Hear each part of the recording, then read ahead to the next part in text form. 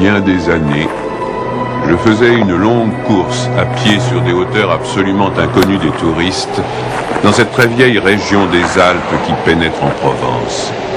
C'était, au moment où j'entrepris ma longue promenade dans ces déserts, des landes nues et monotones, vers 1200 ou 1300 mètres d'altitude.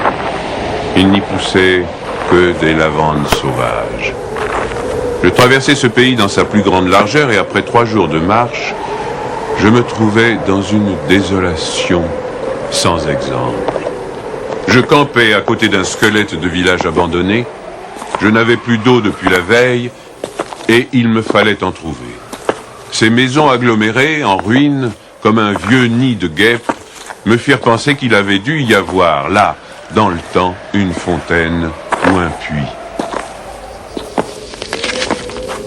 Il y avait bien une fontaine, mais sèche.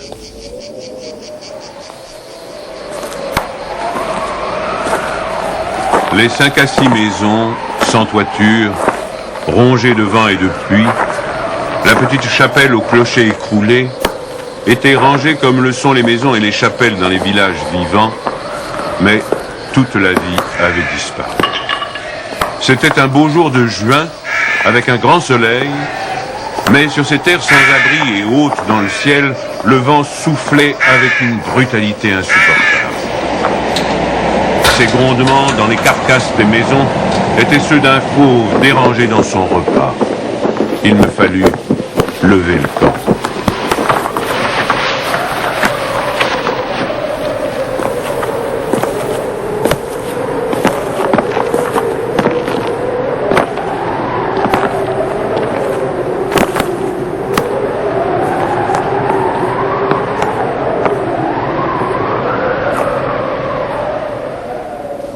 À 5 heures de marche de là, je n'avais toujours pas trouvé d'eau et rien ne pouvait me donner l'espoir d'en trouver.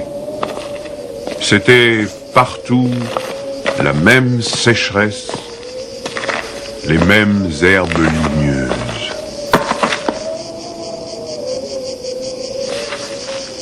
Il me sembla apercevoir, dans le lointain, une petite silhouette noire, debout. Je la pris pour le tronc d'un arbre solitaire. À tout hasard, je me dirigeai vers elle. C'était un berger. Une trentaine de moutons, couchés sur la terre brûlante, se reposaient près de lui. Il me fit boire à sa gourde. Un peu plus tard, il me conduisit à sa bergerie, dans une ondulation du plateau. Il tirait son eau, excellente, d'un trou naturel très profond, au-dessus duquel il avait installé un treuil rudimentaire. Cet homme parlait peu, c'est le fait des solitaires, mais on le sentait sûr de lui et confiant dans cette assurance. C'était insolite dans ce pays dépouillé de tout. Il n'habitait pas une cabane, mais une vraie maison en pierre, où l'on voyait très bien comment son travail personnel avait rapiécé la ruine qu'il avait trouvée là, à son arrivée. Son toit était solide et étanche. Le vent qui le frappait faisait sur les tuiles le bruit de la mer sur les plages. Son ménage était en ordre, son parquet balayé, son fusil graissé. La soupe bouillait sur le feu. Je remarquai alors qu'il était aussi rasé de frais, que tous ses boutons étaient solidement cousus, que ses vêtements étaient reprisés avec le soin minutieux qui rend les reprises invisibles.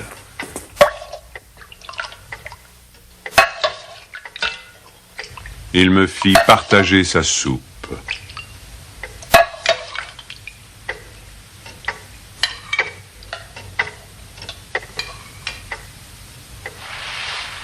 Comme après, je lui offrais ma blague à tabac, il me dit qu'il ne fumait pas.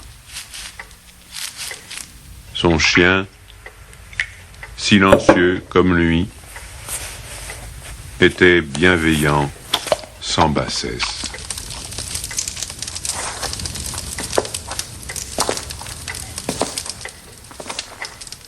Il avait été entendu que je passerais la nuit là, le village le plus proche étant encore à plus d'une journée et demie de marche.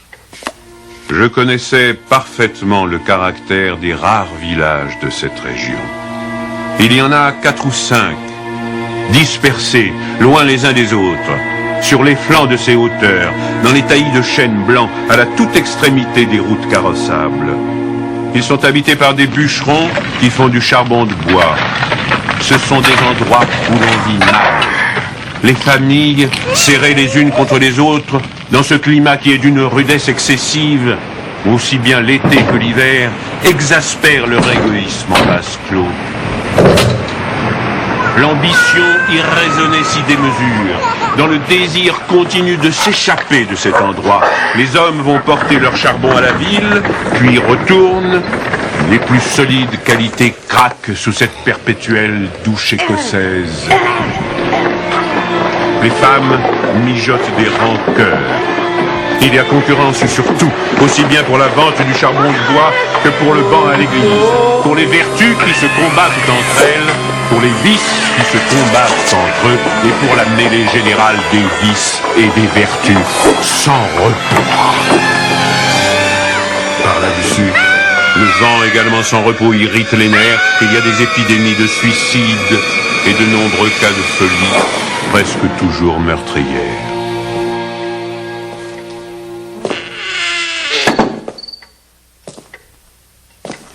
Le berger qui ne fumait pas alla chercher un petit sac et déversa sur la table un tas de glands.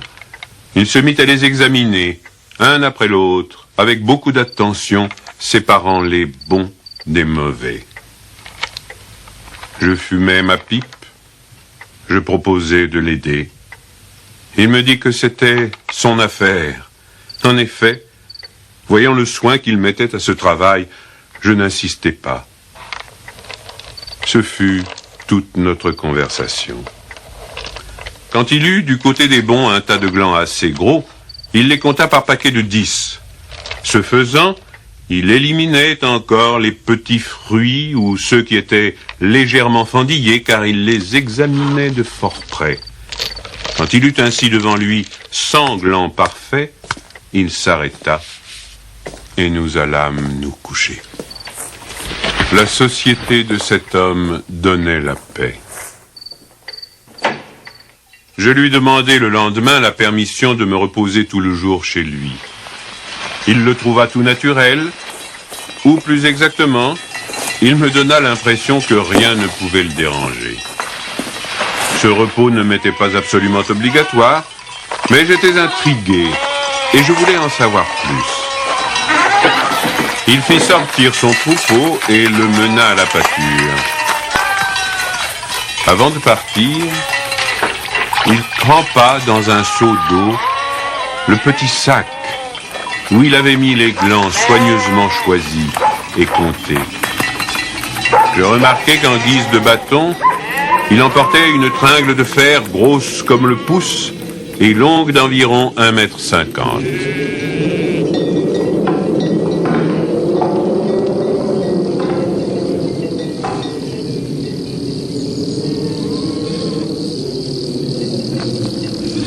Je fis celui qui se promène en se reposant, et je suivis une route parallèle à la sienne. La pâture de ces bêtes était dans un fond de combe. Il laissa le petit troupeau à la garde du chien et monta vers l'endroit où je me tenais. J'eus peur qu'il vînt pour me reprocher mon indiscrétion, mais pas du tout. C'était sa route, et il m'invita à l'accompagner si je n'avais rien de mieux à faire. Il allait à 200 mètres de là, sur la hauteur. Arrivé à l'endroit où il désirait aller, il se mit à planter sa tringle de fer dans la terre. Il faisait ainsi un trou dans lequel il mettait un gland, puis il rebouchait le trou. Il plantait des chênes. Je lui demandai si la terre lui appartenait. Il me répondit que non. Savait-il à qui elle était? Il ne savait pas. Il supposait que c'était une terre communale ou peut-être était-elle la propriété de gens qui ne s'en souciaient pas. Lui ne se souciait pas de connaître les propriétaires. Il planta ainsi ses semblants avec un soin extrême.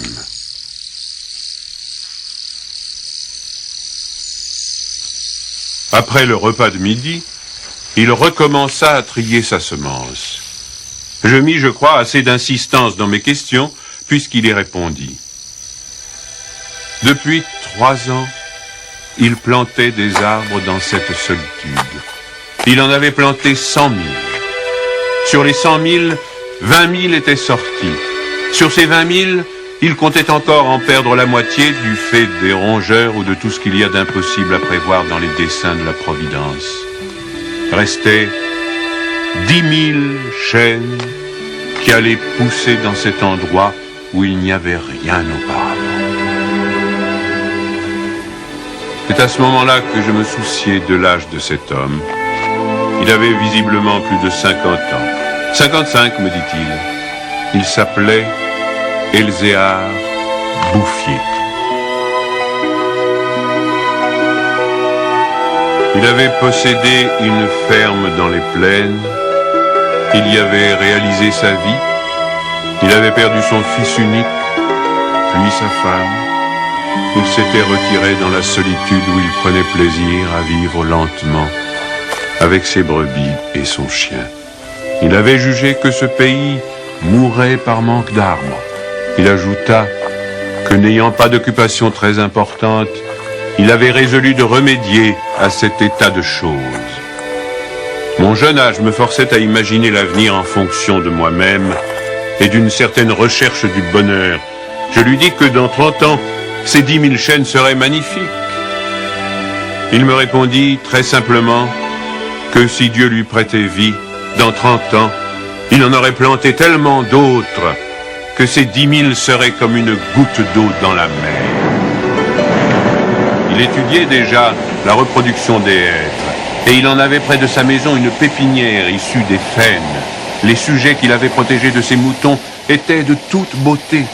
Il pensait également à des bouleaux pour les fonds où, me dit-il, une certaine humidité dormait à quelques mètres de la surface du sol. Nous nous séparâmes le lendemain. L'année d'après, il y eut la guerre de 14 dans laquelle je fus engagé pendant 5 ans. Un soldat d'infanterie ne pouvait guère y réfléchir à des arbres.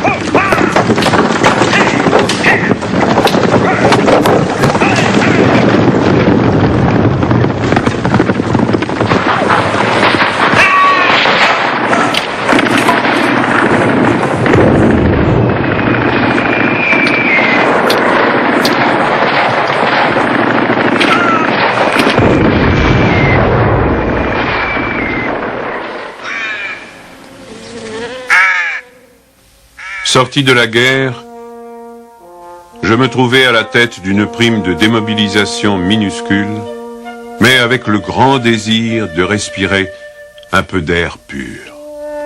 C'est sans idée préconçue, sauf celle-là, que je repris le chemin de ces contrées désertes. Le pays n'avait pas changé. Toutefois, au-delà du village mort, j'aperçus dans le lointain une sorte de brouillard gris qui recouvrait les hauteurs comme un tapis. Depuis la veille, je m'étais remis à penser à ce berger planteur d'arbres. 10 000 chênes, me disais-je, occupent vraiment un très large espace. J'avais vu mourir trop de monde pendant 5 ans pour ne pas imaginer facilement la mort d'Elzéar Bouffier. D'autant que, lorsqu'on en a 20, on considère les hommes de 50 comme des vieillards à qui il ne reste plus qu'à mourir.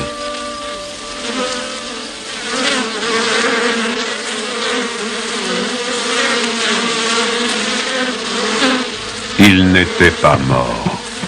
Il avait changé de métier. Il ne possédait plus que 4 brebis, mais par contre, une centaine de ruches.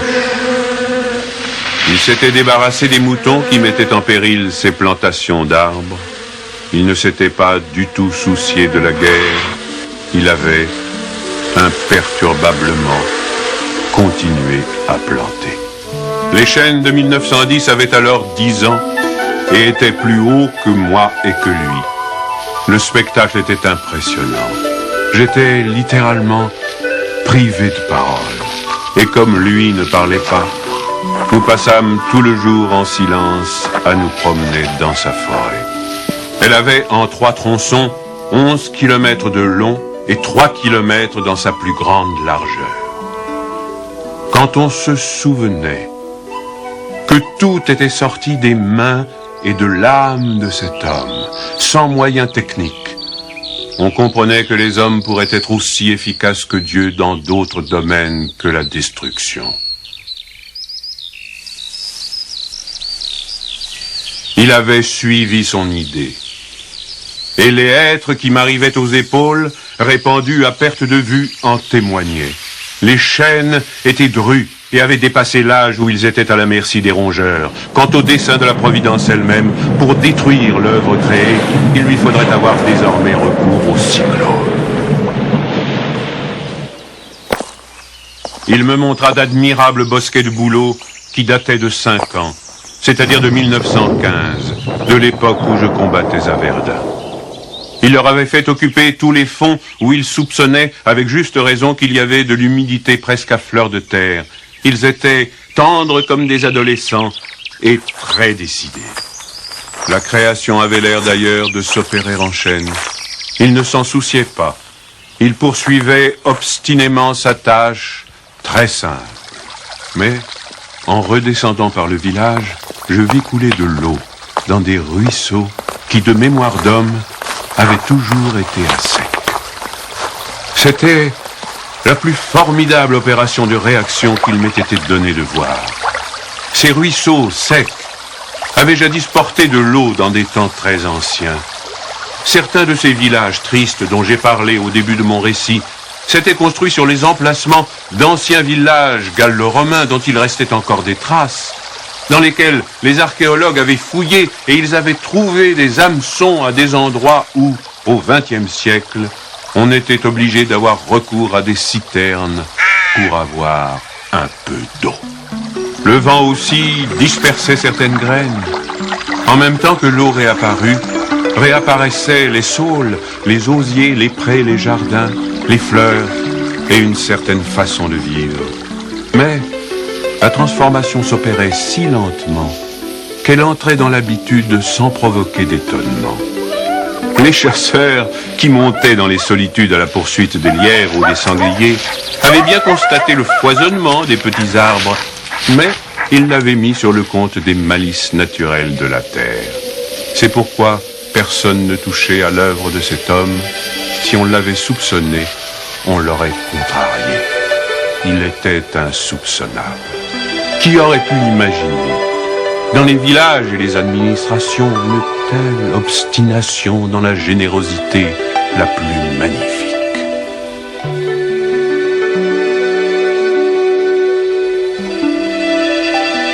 À partir de 1920, je ne suis jamais resté plus d'1 an sans rendre visite à Elzéar Bouffier.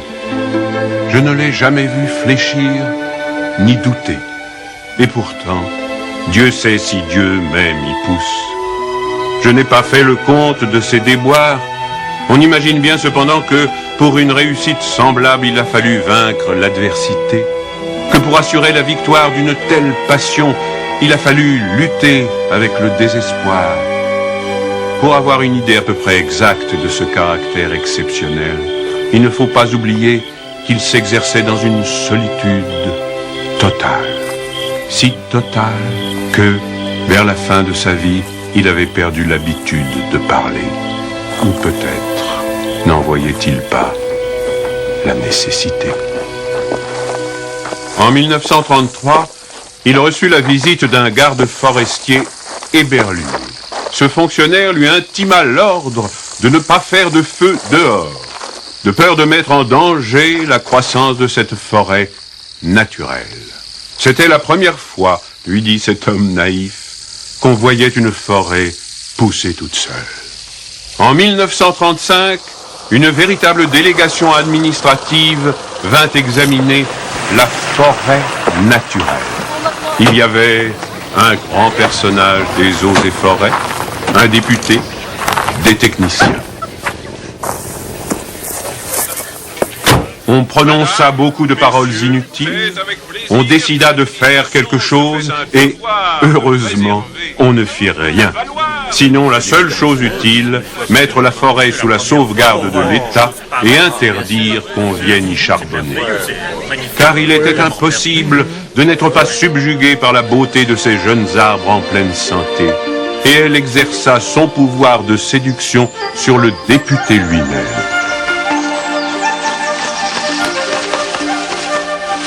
J'avais un ami parmi les capitaines forestiers qui était de la délégation. Je lui expliquai le mystère. Un jour de la semaine d'après, nous allâmes tous les deux à la recherche d'Elzéar Bouffier. Nous le trouvâmes en plein travail, à 20 km de l'endroit où avait eu lieu l'inspection. Ce capitaine forestier n'était pas mon ami pour rien. Il connaissait la valeur des choses. J'offris les quelques œufs que j'avais apportés en présent. Nous partageâmes notre casse-croûte en trois, et quelques heures passèrent dans la contemplation muette du paysage. Le côté d'où nous venions était couvert d'arbres de 6 à 7 mètres de haut. Je me souvenais de l'aspect du pays en 1913, le désert. Le travail paisible et régulier, l'air vif des hauteurs, la frugalité et surtout la sérénité de l'âme avaient donné à ce vieillard une santé presque solennelle. C'était un athlète de Dieu. Je me demandais combien d'hectares il allait encore couvrir d'arbres. Avant de partir, mon ami fit simplement une brève suggestion à propos de certaines essences auxquelles le terrain d'ici paraissait devoir convenir. Il n'insista pas. Pour la bonne raison, me dit-il après, que ce bonhomme en sait plus que moi. Au bout d'une heure de marche, l'idée ayant fait son chemin en lui, il ajouta « Il en sait beaucoup plus que tout le monde. Il a trouvé un fameux moyen d'être heureux. » C'est grâce à ce capitaine que non seulement la forêt, mais le bonheur de cet homme furent protégés. L'œuvre ne courut un risque grave que pendant la guerre de 1939. Les automobiles marchant alors au gazogène, on n'avait jamais assez de bois. On commença à faire des coupes dans les chênes de 1910, mais ces quartiers sont si loin de tout réseau routier que l'entreprise se révéla très mauvaise au point de vue financier. On l'abandonna.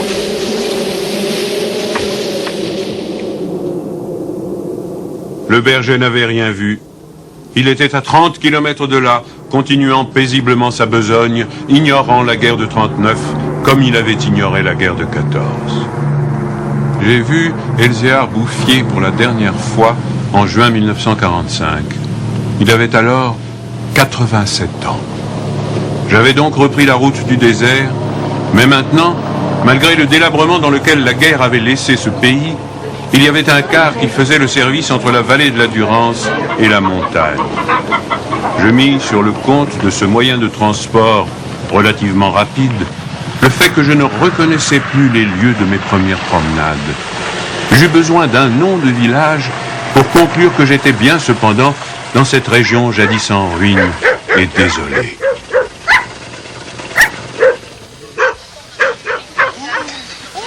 Le car me débarqua à Vergon. En 1913, ce hameau de 10 à 12 maisons avait 3 habitants. Ils étaient sauvages, se détestaient, vivaient de chasse au piège. Leurs conditions étaient sans espoir. Tout était changé. L'air lui-même. Au lieu des bourrasques sèches et brutales qui m'accueillaient jadis, soufflait une brise souple, chargée d'odeurs. Un bruit semblable à celui de l'eau venait des hauteurs, C'était celui du vent dans les forêts. Enfin, chose plus étonnante, j'entendis le vrai bruit de l'eau coulant dans un bassin. Je vis qu'on avait fait une fontaine, qu'elle était abondante, et ce qui me toucha le plus, on avait planté près d'elle un tilleul, symbole incontestable d'une résurrection.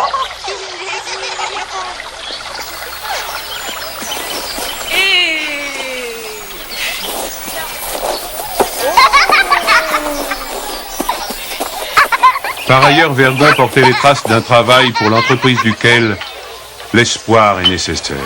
L'espoir était donc revenu. On avait déblayé les ruines, abattu les pans de murs délabrés. Les maisons neuves, crépies de frais, étaient entourées de jardins potagers où poussaient, mélangés mais alignés, les légumes et les fleurs, les choux et les rosiers, les poireaux et les gueules de loup, les céleris et les anémones. C'était désormais un endroit où l'on avait envie d'habiter. À partir de là, je fis mon chemin à pied. La guerre dont nous sortions à peine n'avait pas permis l'épanouissement complet de la vie, mais Lazare était hors du tombeau. Sur les flancs abaissés de la montagne, je voyais de petits champs d'orge et de seigle en herbe. Au fond des étroites vallées, quelques prairies verdissaient.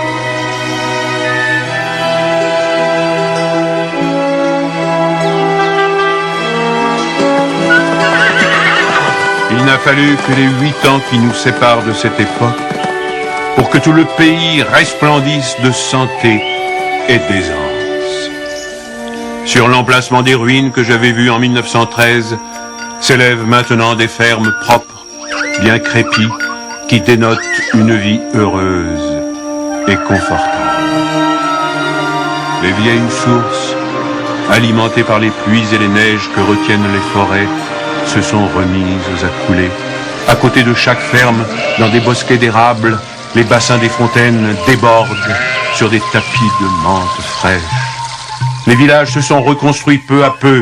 Une population venue des plaines où la terre se vend chère s'est fixée dans le pays, y apportant de la jeunesse, du mouvement, de l'esprit d'aventure. On rencontre dans les chemins des hommes et des femmes bien nourris, des garçons et des filles qui savent rire et ont repris goût aux fêtes campagnardes.